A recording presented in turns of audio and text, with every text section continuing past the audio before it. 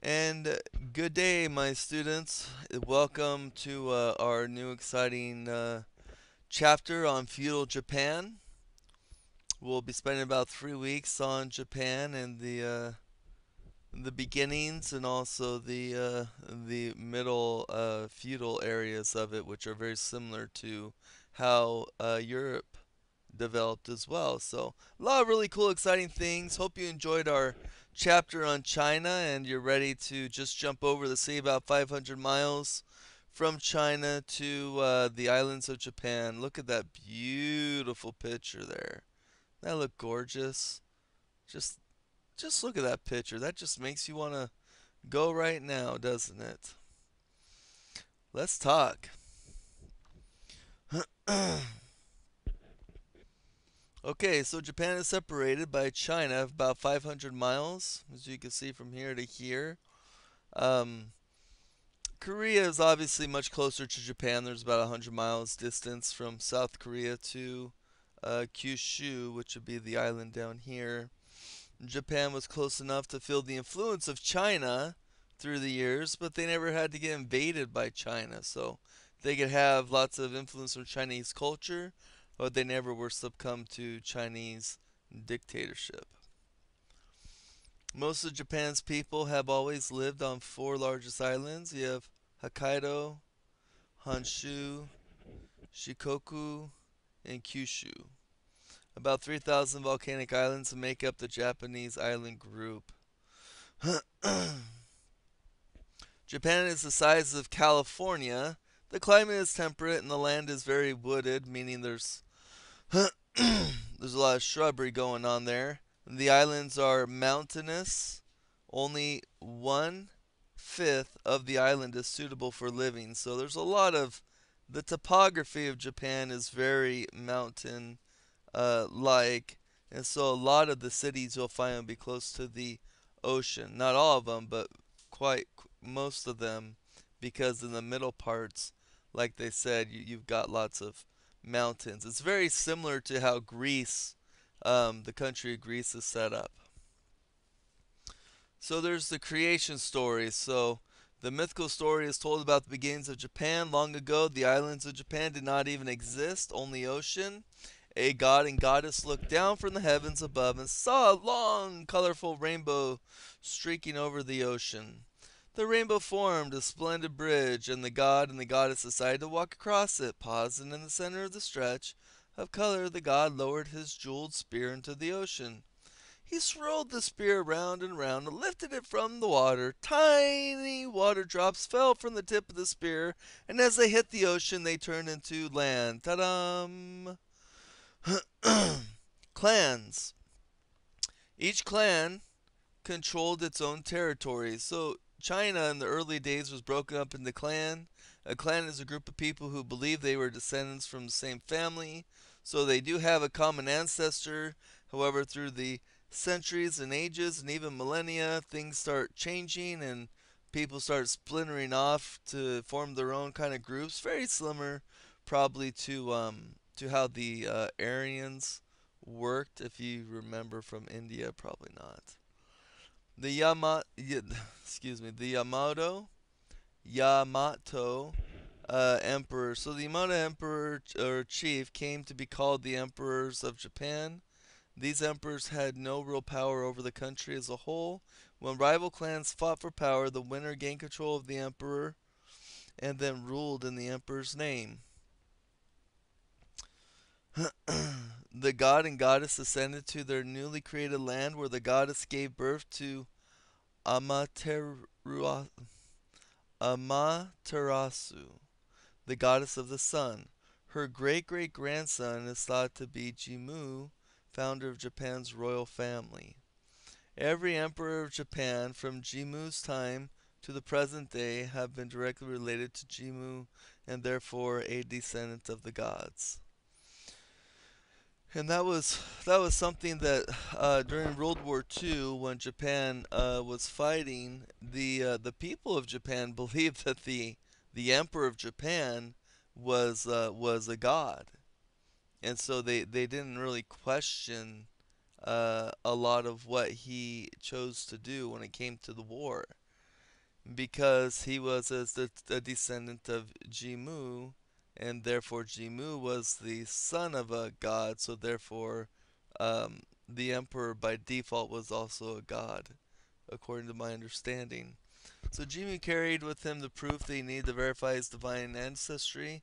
Three treasures were handed down by the gods, which always to be kept in possession of Japan's emperors. With this evidence, no one could ever doubt that Japan's emperors were truly related to the gods. Here's the first one. It's a mirror that belonged to the sun god, representing the emperor's relation with the gods. Second one was a special sword representing the emperor's strength. And the third treasure was a jewel. It was said to have been taken from the steps of heaven, representing the great wisdom the emperor possesses. Okay, so Jimmu gained control of Japan around 660 BC. He successfully battled against a different race of people who originally lived in Japan. So the story goes, and there's probably some validity to the story to a degree, that Jimmu and whatever his group of people, they come to Japan and they meet the Ainu. If I'm saying that wrong, anyone let me know, but I believe it's pronounced Ainu. And these people look different than present day Japanese people. They were tall, white, skinned, and bearded. Jimmu defeated these people he called hairy barbarians and became emperor and the sole ruler of Japan. So, according to Jimmu in this story, Jimmu and his people, they had to kick out a group of people that they call the Ainu, and these people were described as hairy. Let's see, he called them hairy barbarians. They're described as white and tall, and so looking very different to what probably Jimmu and his cohort look like, and so it obviously looked kind of like a stark contrast. So eventually they kick all these people out, or they kill them, or something goes on, but Japan is under control of Jimmu, and from then on, hopefully there was a descendant of Jimmu, which would also be considered the emperor, and it went all the way down until World War II with Hirohito, who, like I said, there was an emperor during in Japan during World War II who was believed to be a god, but when World War II was over, he was compelled somewhat to denounce that he is not a god. And Japan at that point entered into an era of capitalism and free market system.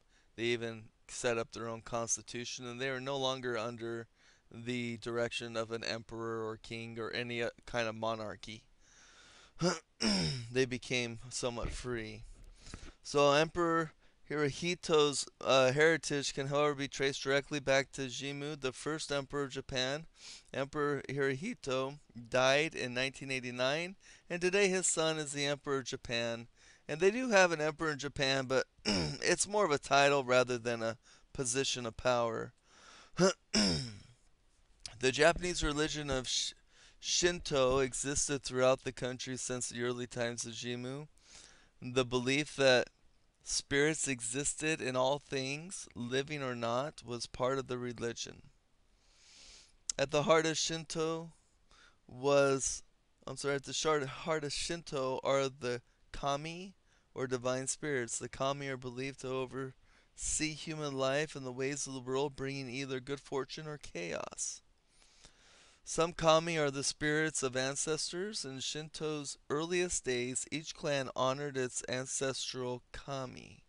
Other kami are the spiritual forces in nature and in the environment. Kami are honored at shrines. The first shrines were outdoor spots, perhaps large rocks of tree where people brought offerings of flowers or grain. Large shrines were enclosed in buildings surrounded by beautiful landscaping.